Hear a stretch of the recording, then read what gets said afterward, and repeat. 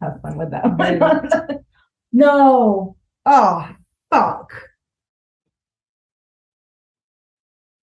Really? Did it die? No, we didn't hit record.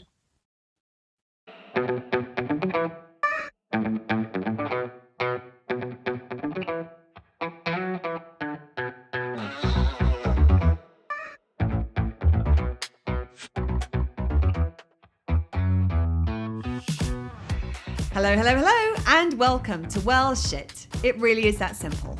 I'm Claire.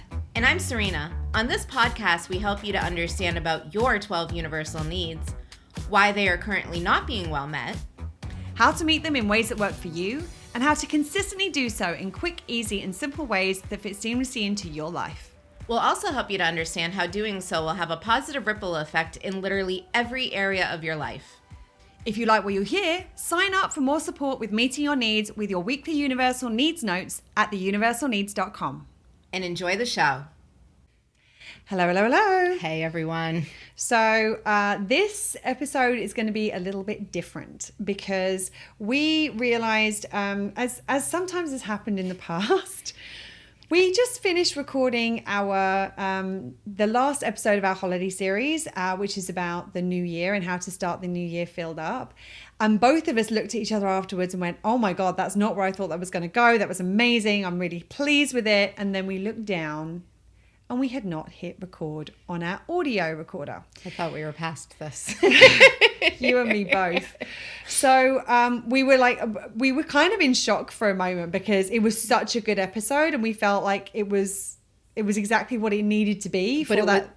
Sorry. Go ahead. But it was nothing that we had planned, which is part of that we had notes. And we diverted from the we notes. did, and we diverted in the best way, and we wanted to share that with you. And we talk about being perfectly imperfect, and transparent and real and human. And so we went back, and luckily because we record using Zoom, we checked the audio. Now, the audio is obviously not of the quality that we normally have, which is why we're doing this little intro, so that if you're listening on the audio and you're like, wait, what? What's going on? That's not how it normally sounds.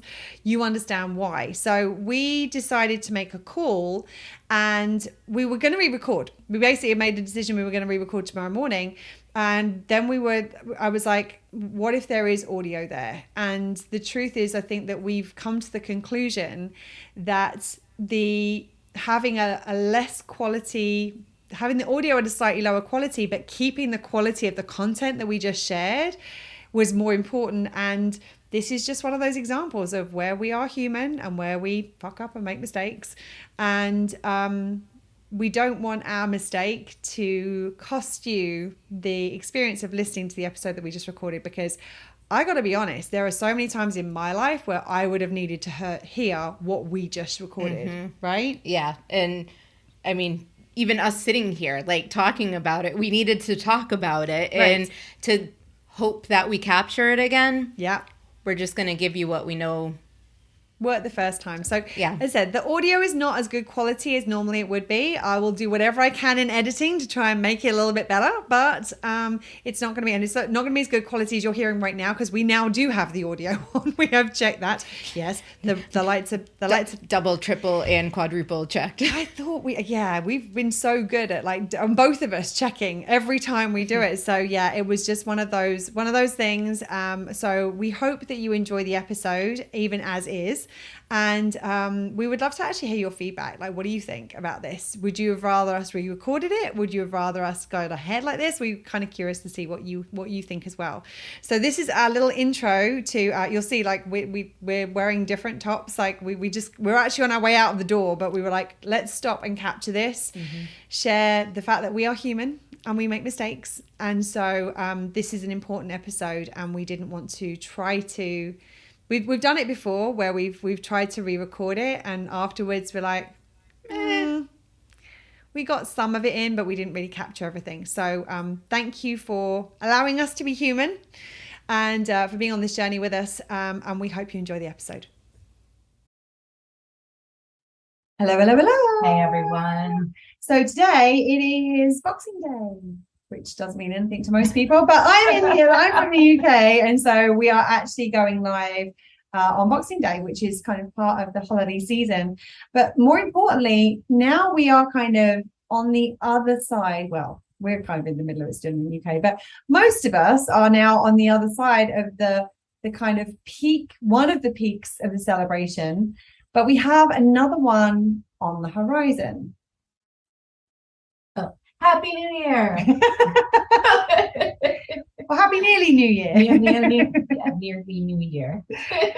So when we put this request out in August to find out what exactly it was that people wanted help and support with around the holidays, one of our listeners, actually one of our very loyal listeners who gives us lots of feedback all the time, which we absolutely love, asked us if it would be possible for us to record a podcast on how to start the new year filled up.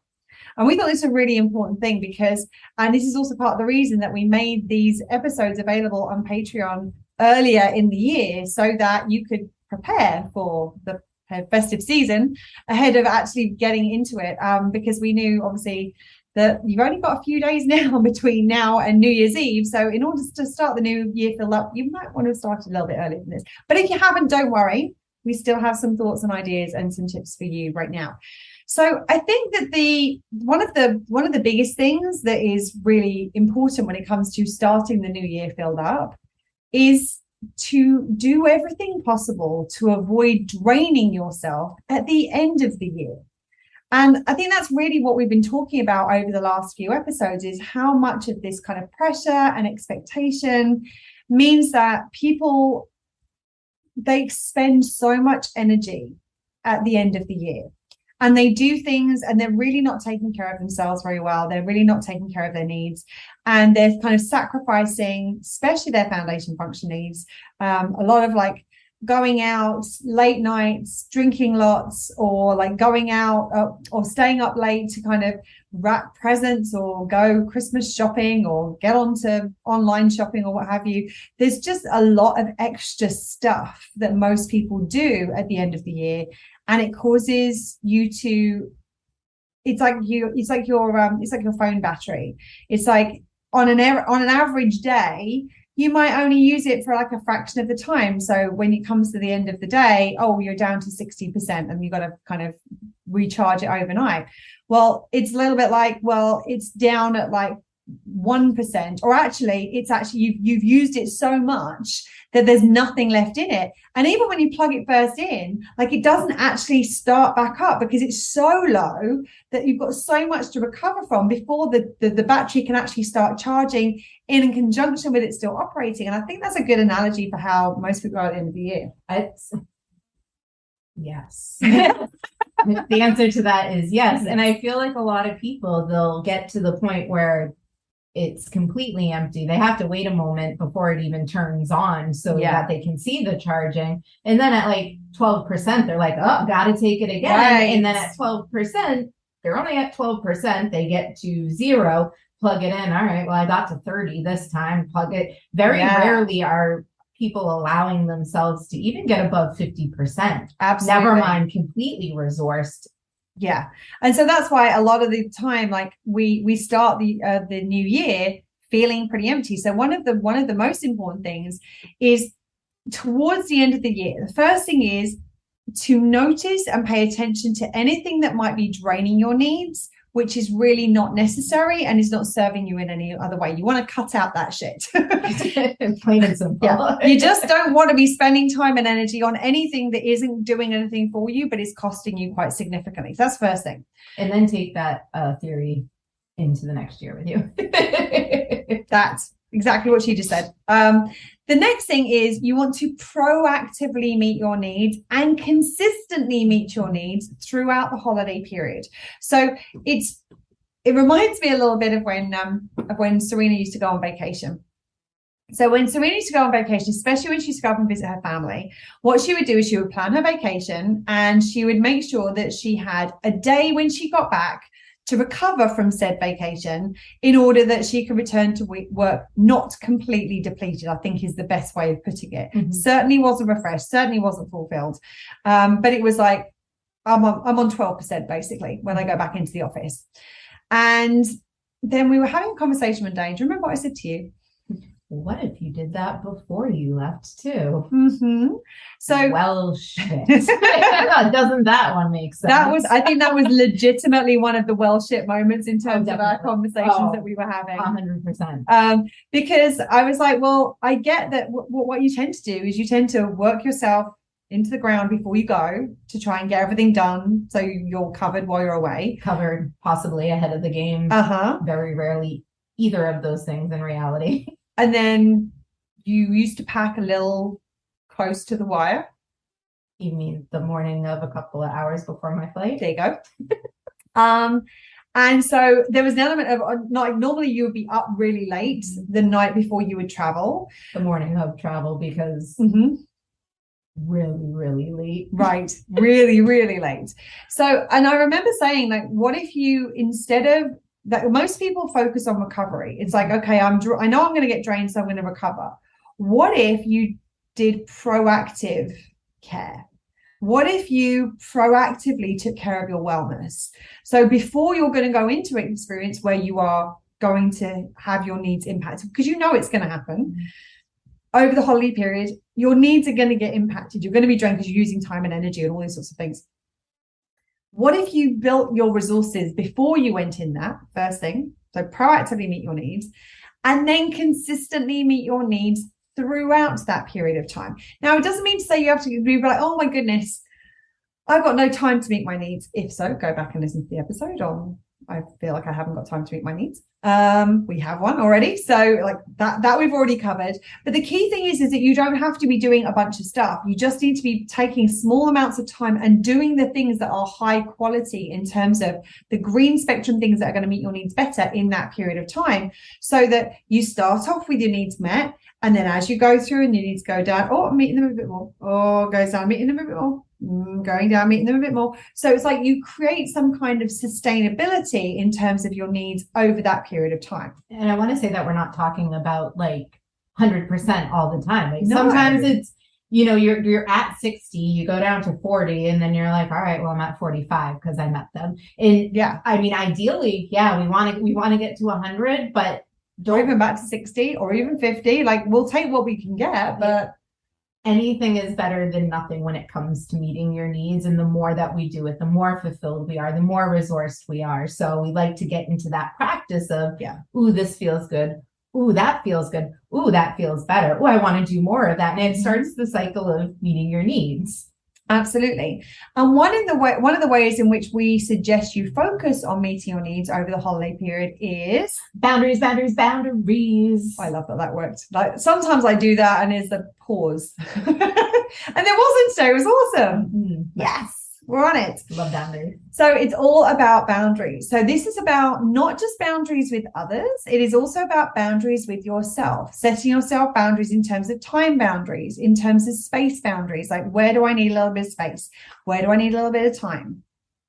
Space around the holidays is so important, because think of how active it is, how many things are going on, how many people it is so people-y. So to have, like, I think it was last year, it really struck me. I'm like, with everything going on, it's like, I need some like me time without my husband, without my cat, without me, without Claire, like, and just taking a couple of minutes, a couple of hours, like however much time I needed to really just be like.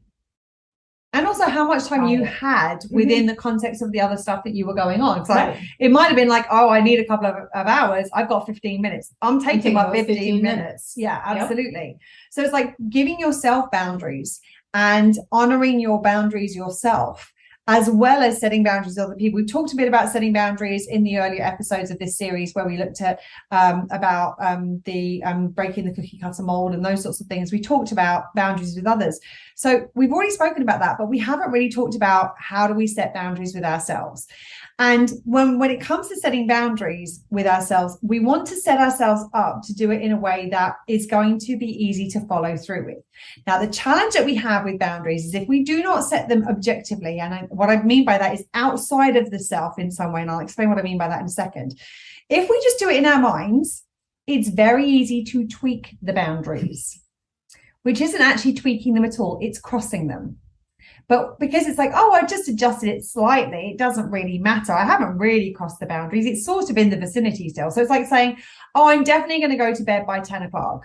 Oh, well, I'm just going to do this thing. Oh, I'm definitely going to go to bed by 10:30. And it's like, oh, but that hasn't quite finished yet. Oh, but I'm definitely going to be in bed by 11. It's like the second you've crossed your hard boundary, whatever your hard boundary is, you've crossed your boundaries. And at that point, you've started to sacrifice your needs. And you've impacted yourself, whether you realize it or not. Yes, absolutely. So the thing that can sometimes help with this is to set soft boundaries ahead of hard boundaries. So it's like, ideally, I'd like to be in bed by 10, but I'm definitely going to be in bed by 11. So it's like the hard boundary is 11. I'm not crossing that boundary. I'm aiming for 10, but actually, if I get in by 10:30, I'm still half an hour ahead of my hard boundary. Awesome.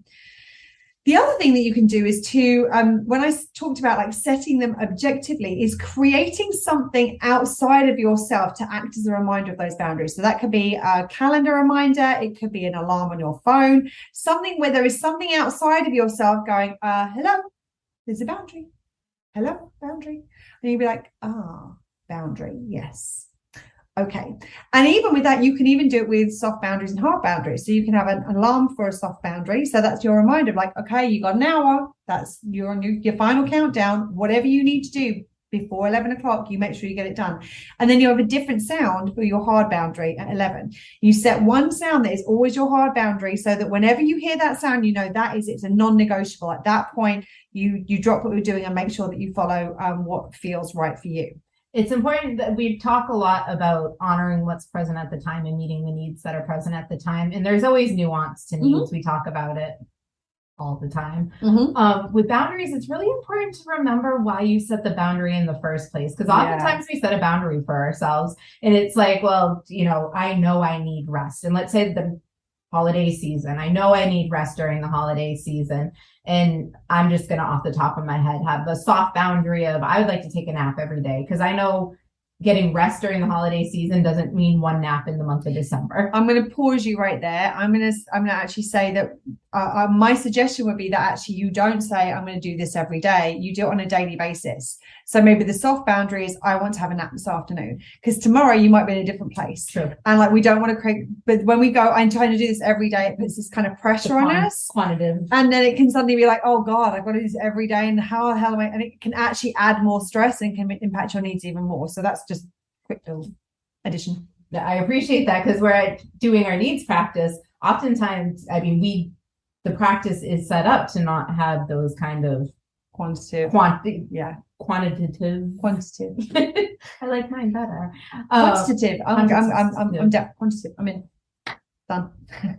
Mark it down, Webster's dictionary. It's a word.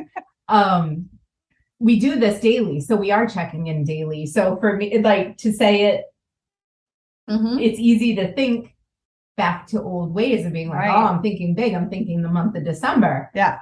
I do it too because I'm human. we all do it at times. Yeah. But soft boundary of a yes. So we have this boundary and then it's something like life happens, things happen, the holidays, there's always something happening, as we said. And we might have this boundary and then all of a sudden we're pushing it, but it's actually not serving us to. And we're forgetting why we set the boundary in the first place because everything else is kind of clouding up the original reason for setting the boundary. Right. And the thing about it is that it's important to recognize the difference between soft boundaries and hard boundaries. Hard boundaries are real, like non-negotiables. This is not moving no matter what happens. Very, very few things are actually hard boundaries because what will end up happening is that as you go through your day, different needs are going to come up and different needs might take different priorities. So I'm thinking of an example where we were, Serena and I were working on something. I actually think it was the day before we started recording the podcast, where you had you'd said, I'm setting a hard boundary of this time. And then we got to that time and we were like 15 minutes before we were walking out the door to go and run an errand. I'm like, I'm just checking in. You said you had a hard boundary. How are you feeling about this? And you were like, no, this meets my needs to do this instead. I'm going to renegotiate that boundary with myself. Basically, I'm okay to change that. Then the following evening was where she had a soft boundary and a hard boundary. So the hard boundary was like, I am out of here by this time, but I have a soft boundary earlier that's going to be like, okay, this is your warning sign. Let's make sure that we head off in that direction.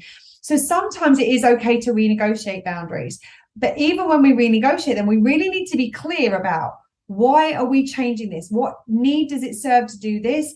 And is it okay that I'm compromising the need that I was initially trying to meet by setting the boundary? Because so often we'll push that reserve tank right the way down. And it's like, oh yeah, I'm going to do this thing because it meets my need to get this done right now. Yeah, it might meet your need to get this done right now, but how much more urgently do you need rest? And you need to look at, what needs is it meeting? Like, we go back to the needs formula. What needs is it meeting? What needs is it costing? And is that cost worth it?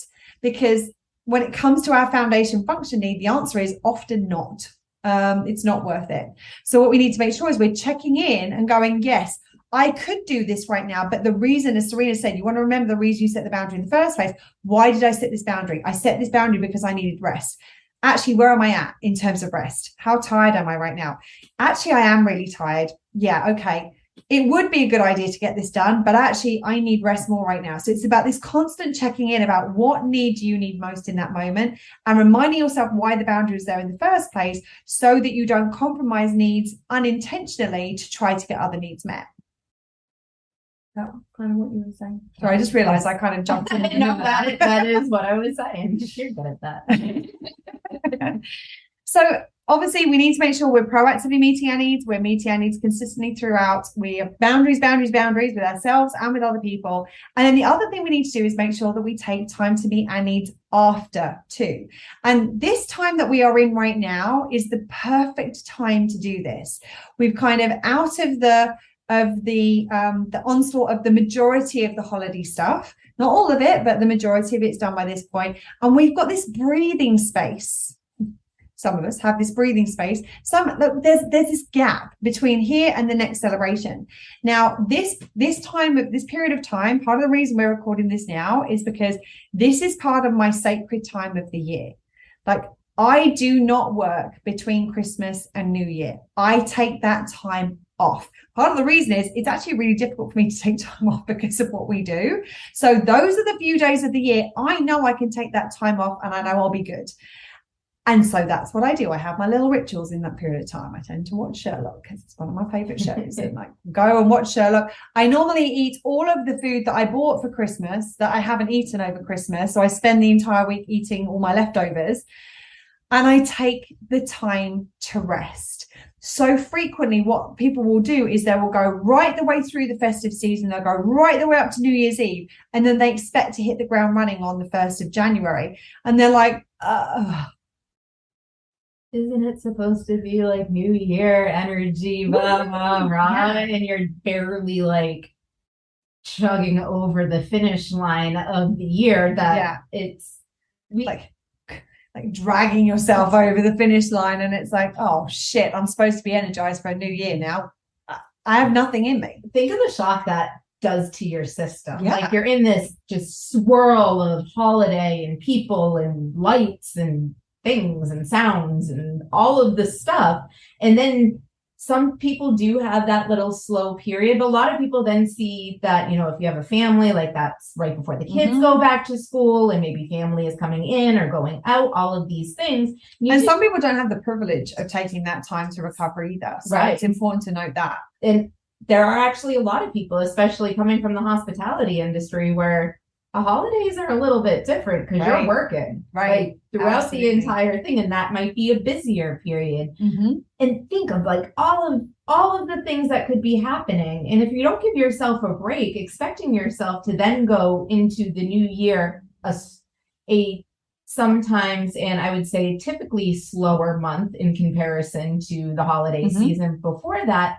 But also the new year is often when like companies and businesses are like, okay, we're going to do this for the new year. So you're starting new initiatives and you're like, I haven't even I need to breathe first. Yeah.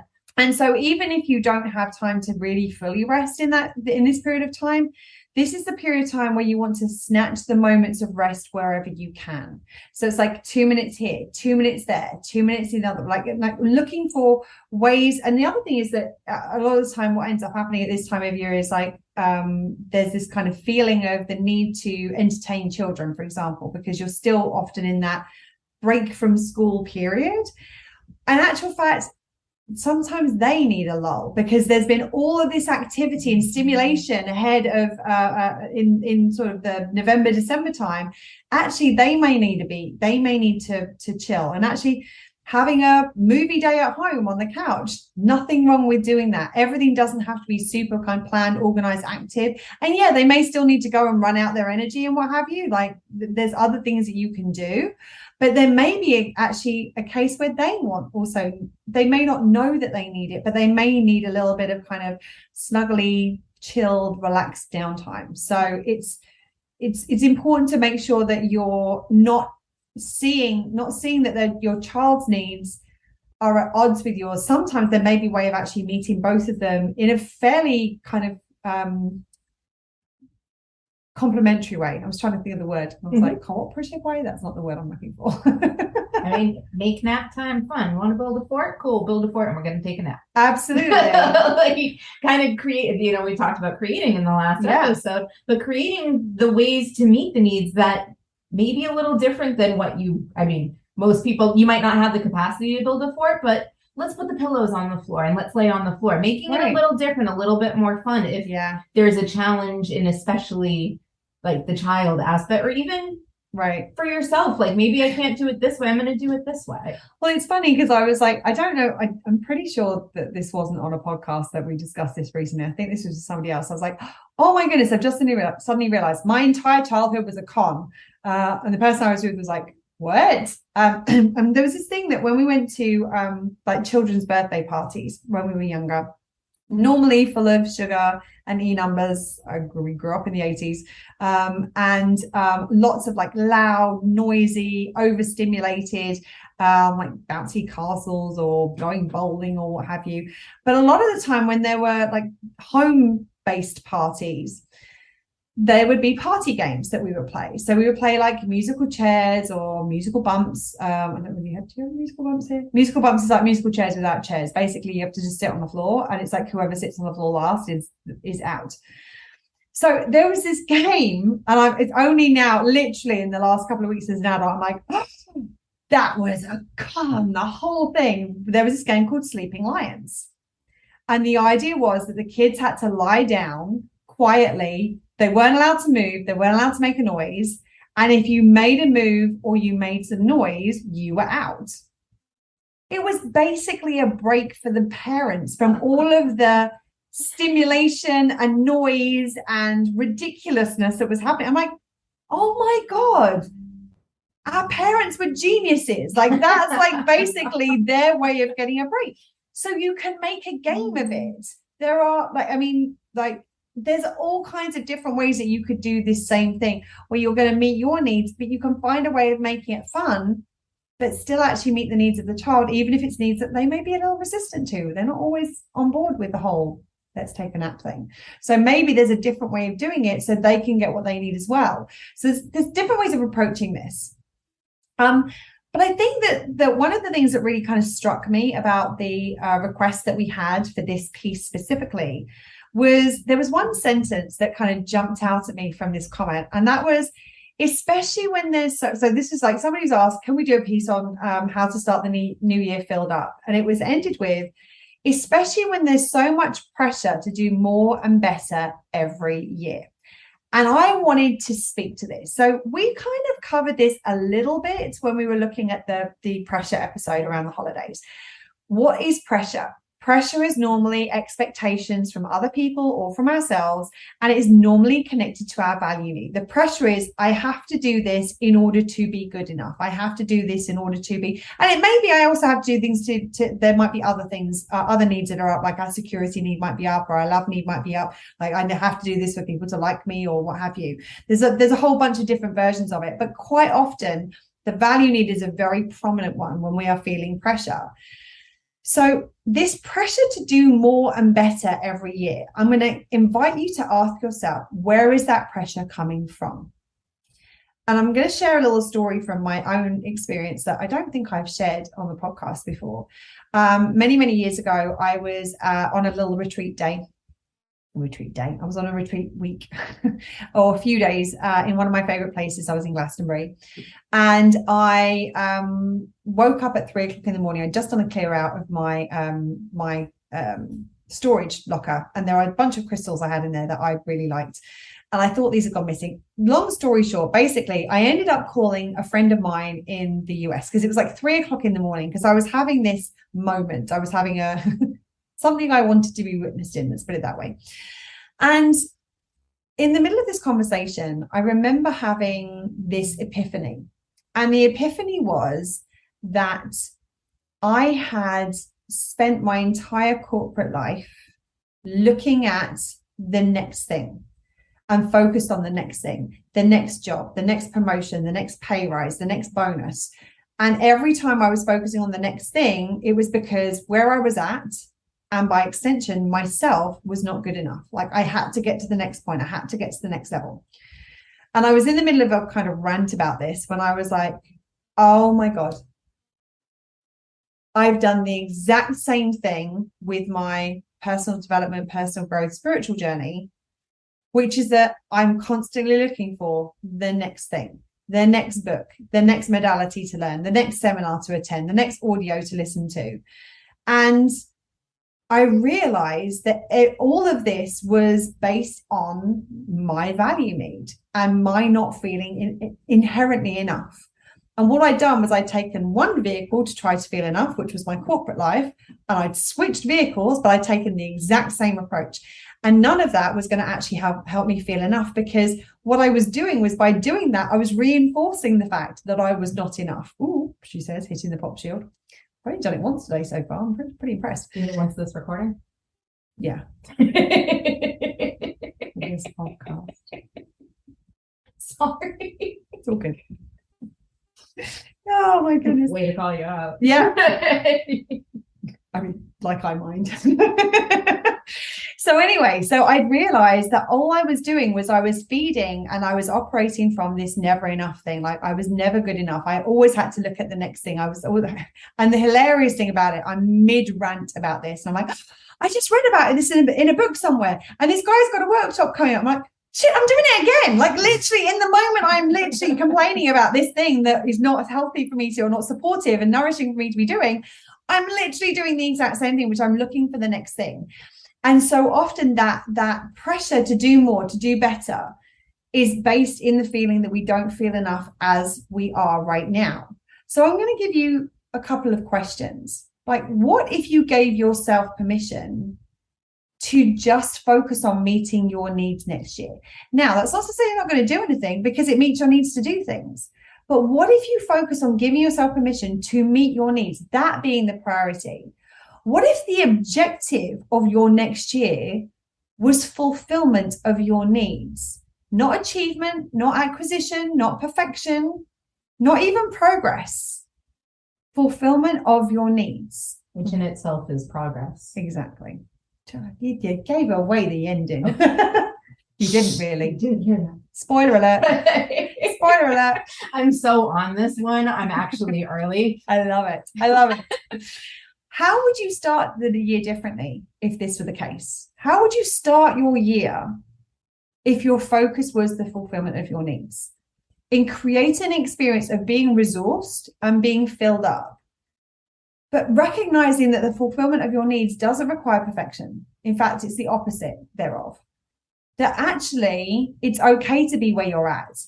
And it's okay to start the year not filled up. The only reason we feel a pressure to start the year filled up is because we feel this pressure to do all this shit in the new year, so we'll feel good enough. So what if you gave yourself permission to start the year exactly where you are? And day by day, as you go through the new year, to take care of yourself and to take care of your needs. What if you allowed yourself to be human? What if you were gentle with yourself? What if you supported yourself as you would your closest friend as the year begins? Because I'm telling you now, if Serena came to me at the beginning of the new year going, oh my God, I've got to do this and this and this and this year, and we've got to do this and we've got to be better and blah, blah, blah, blah, blah, blah. My first thing I would say to her is like, okay, stop, breathe. I'm exhausted just listening to you. And that's not supportive of you and your needs. So I think that the interesting thing about is that the entire premise of this year is, yes, we want to make sure we're not depleting our needs. Yes, we want to make sure we're taking care of our needs through the holidays. But the interesting thing is the reason there's such a pressure to start the year filled up, because there's so much pressure to be quote unquote productive, to go better, bigger, more than we have previously, which is all about a lack of our value need. And if we let go of that, what could we create in the new year? New Year's resolution within itself is a pressurized concept that ding, ding, ding, ding, ding. I don't know who came up with, and probably with the best intentions. Screw that guy. Because you know it was a guy. I don't know it was a guy, but I'm guessing. And we've talked about intent over impact. And it's like, it's great if you have a New Year's resolution that, and I don't even like using it anymore, because it just pressurizes the entire. And the thing about it is that the premise that it operates under the premise that there's something that needs to be changed. That you're not good enough the way as that you are. Exactly. Now, this is not to say that you don't want to change and we don't want to grow. Growth is very different to change. Change kind of implies that there is something wrong that needs to be adjusted. Whereas growth says we're okay as we are now and we would like to expand. And I think that idea of like honoring the fact that we are now. Now, the thing is, in order to truly do that, you have to first be okay with where you are to really be in that growth space, because the tree doesn't go, oh my God, I've got to get to the leaves. Like, sorry, I've got time for the trunk. Sorry, no, we don't have to. No, the trunk. No, sorry, leaves. Let's focus on the leaves. The trunk is okay as it is, but growing beyond that happens naturally when the trunk is being nourished, when the roots are being nourished. And so frequently we end up getting into this space of like, oh, we have to do this. We have to change. It has to be this radical shift. The radicalness of the shift that most people pressurize themselves with at the beginning of the year is, I think one of the most classic examples is going to the gym. Mm-hmm. I am going to go to the gym this year. And we're coming off of a draining, busy, people-y holiday season. Mm-hmm. And what is going to the gym normally about? Because it's not normally about strength or flexibility or creating a body that's supported and well. What's it normally about? Our value need. And what's it specifically about that relates to our value need? At this time of year, normally it's about losing weight. Because our weight has been connected to our worth in a social context. Your weight has nothing to do with your worth. Mm-hmm. But what happens is that we eat and drink and we've got all this stuff and we're running low on energy. And so we're not sleeping well. So our bodies are not processing the way that we used to process. And so what ends up happening is that we do put on weight generally around this time of year. And so we start the new year going, there's something wrong with this as it is, and I have to change that. And the focus on change is so profound that we don't focus on what capacity do I have, and is what I'm trying to do actually in alignment? Because I think there's some sort of statistic out there that January is like the busiest month at a gym, and mm-hmm. February is the deadest. It's something along those lines. Because people go, I've done it myself. You set a resolution and you go hard. You're like, mm-hmm. I gotta do this, and I'm gonna go to the gym every single day. Well, if you haven't gone to the gym in, however many weeks, months, years, and then you're like, I'm going to do this now, and I'm going to do it this way. That's not realistic, right? And it's not sustainable, and it's not supportive to your needs, and it's gonna undermine other needs in the process, mm-hmm. and the sustainability, because it isn't sustainable. You're gonna, the longer that you're kind of forcing and pressurizing yourself to do this, you're going to keep, you may be making progress on that one. Chances are you're impacting all sorts of other needs in the effort to meet this one in a not so green way. And I mean, not green, I mean, very, very ungreen way. And the interesting thing is that even if you're trying to meet that need in a green way, the fact that you're compromising the other needs means that you probably won't be actually meeting that need in any really supportive, meaningful way. And you end up draining and draining and draining and draining. So I really wanted to, I mean, yes, we want to make sure that you are taking care of yourself through the holidays. We want to make sure that you are supporting yourself as best as possible so you can create the new year that you want from an energy that feels good. Like, it doesn't feel good when we feel drained, when we've like sacrificed ourselves in every possible way in December, when we start the new year on that place. We want to start the new year in a way that feels good, but often the way that feels good is the way that honors where we are at and allows us to be where we're at and allows to move in a way that feels in alignment. So it's like, actually, I mean, quite often we will often do the self-care made simple thing in January, because it's August. We haven't decided we're doing that next year yet. We will let you know. There will probably be an announcement somewhere around here telling you whether or not we're doing it. But very rarely do we do that. But I don't think we've ever done it the first week of January, because we know that's not where everybody's at. And so often, it's usually not where we're at either. Exactly. I don't want to be doing stuff that first week, because I'm like, I got to kind of ease myself into the new year, and I got to ease myself into what is it we're doing? What are our priorities? What are the things that are important? Taking care of ourselves and nourishing our needs. But so often this focus is on achievement, acquisition, perfection, like productivity. And because of our capitalistic society, our value has been tied up in what we are doing, what we are achieving, what we're acquiring, how perfect we are. And it's like, all of that is based in, we're not enough as we are. So we have to do these things to try and prove that we are enough. And if you want to create something beautiful for yourself in the next year, that's amazing. And if you do that from a place of honoring where you are, you're probably going to create it with more ease. You're probably going to create it more effectively. And you'll probably create something that may even not look quite the way you expect it to, looks even better. Like, that's certainly been my experience. When I push myself to do something, it's out of alignment with my capacity, because it's what I think I should be doing, or I'm trying to prove myself. Man, that shit looks crap. Like I mean, it does. I mean, it doesn't work. And it's also like a slow process usually. And a slog.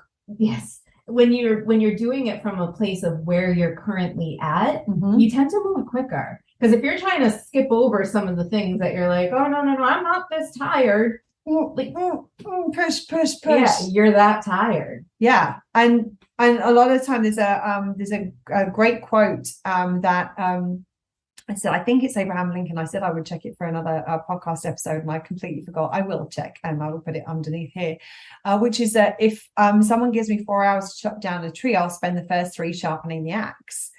And the sharpening the axe is it's building the resources to be able to do the things that you want to do. So it may be that you take the first 2 or 3 months of the year to build your resources in order for you to create what you want in the rest of the year. And it may be that what you want to create in the year, that the focus of you creating is, I want to create a supportive way of operating. I want to create in alignment with my needs. And I'm going to be really honest, like, as somebody who, and again, it's gonna be a little spoiler alert. No, I don't share about this, but Serena's looking at me as if saying, God, what's she going now? Is that as somebody who was in this constant space of like, must do more, no matter which area of my life I was looking at, I consider myself a lifelong learner, a lifelong grower. I'm constantly focusing on growth. Now, one of the needs that sits in the branches of the universal needs tree is growth. That's what I mean by the spoiler alert. We don't normally talk about the leaves and the branches of the tree, the branches and the leaves and the fruit of the tree, but this is in the branch of the tree, is the growth need. The interesting thing is, as somebody who is a lifelong learner and a lifelong grower, I'm not sure if that's quite focused on growth, shall we say, one of the most incredible things for me to learn was that growth for me was learning not to grow. Growth for me was allowing myself to be where I'm at. Growth for me was recognizing that I am worthy without needing to do anything more or prove anything or achieve anything or acquire anything or perfect anything.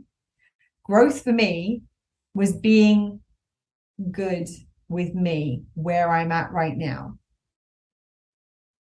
And that's kind of it's something to get your head around. I mean, it's a bit of a mind fuck, let's be honest. Mm-hmm. And it was for me, and I was like, oh shit, like me growing was about learning to be okay with not growing and to be okay with recognizing that I am enough here and now. And then once I got to the point where I felt enough in the here and now, the growth then happened naturally. There was no forcing, there was no pressure. And the key word in this sentence that was brought to our attention was pressure to do more and better of you. If you feel the pressure, if you're feeling forced to, that's when you're not in alignment. That's when you're doing it at odds with your needs, not in alignment with your needs. And when you take care of your needs and you nourish that universal needs tree from the roots up, the growth naturally takes place. And one of the examples that we give is that the reason that we focus on the roots in the tree, the roots in the trunk of the tree first, is that we use the growth example. It's like if you're focused on growing, but you've got a gap in the tree where your value need exists, the growth is going to be stunted. You're not going to grow to your full potential. You're only going to grow to the extent to which you believe worthy of growing to. If, however, you focus your attention not on the growth and instead on filling and nourishing that value need, you're going to grow more naturally to your full potential. It's kind of like sometimes progress is standing still. Sometimes progress is rest. Laying down, closing your eyes and taking a nap. That can be progress. Because if you're exhausted, that is progress because you're building resources. This did not go where I thought this was going to go. It really does. Like, this really didn't end up where I thought we were going to end up. We maneuvered along a couple of different routes to get here, but I feel really good about this episode because this feels honest. This feels real. Yes. And it feels in alignment. And something that keeps coming. Sorry. Something that keeps coming to me is we get so focused on January 1st, the start of the new year, the start of the new year. New year can start whenever the fuck you want it to. You know what's interesting is that I had I made a quote from one of my prior brands many, many years ago. And all of a sudden one day somebody sent me a photograph. There's an underground tube station in London called Farringdon Station. And Farringdon Station posts quotes that they find. They've got a quote of the day. And they posted this quote, and I will share it with you right now. What if I told you that every day was the start of a new year? I'll let you in on a little secret. It is. So you can start your new year whenever you want. And when you do start your new year, because I'm going to be honest, I never start it on January 1st. Mm-hmm. Normally around 5th. January 5th is when I really start to kind of, okay, we've eased into the new year. Now we're starting to focus on what we're going to create this year. Whenever you do that, my invitation to you is to do it with a focus on fulfillment. And to do it to focus on, now we're in the new year, what do I want to create in a way that is supportive and sustainable? Because that will create something entirely different and really kind of beautiful. Mm-hmm. Anything you want to share before we finish up? I mean, how does it not end on that note? I always have to check. I'm good. One thing I will say is that for whenever you celebrate your new year, Happy New Year. That is the reason we're all in our sparkly regalia today. If you're not watching on the video, I recommend you go check it out. Thank you so much for being with us. Thank you for being a part of this journey this year. And we look forward to what we are going to create together next year, because this series and so many of the other podcasts were possible because of you, because of our listeners, because of the questions you've asked, because of the things that the suggestions you've made, and we couldn't be more grateful for you. So thank you for being a part of this. Thank you for being here and listening to us and watching us. And we can't wait to create in the new year together. Remember to take care of yourself, to stay safe, and between now and next time, to continue to meet your own needs. Lots of love. Bye. Bye, friends. That's it for today. If you like what you heard, I would like to see some of Serena's awesome facial expressions. Check out the video podcast on YouTube. And remember, at any time of year, it will serve you better to let go of the pressure and instead focus on fulfillment. Well, shit. It really is that simple.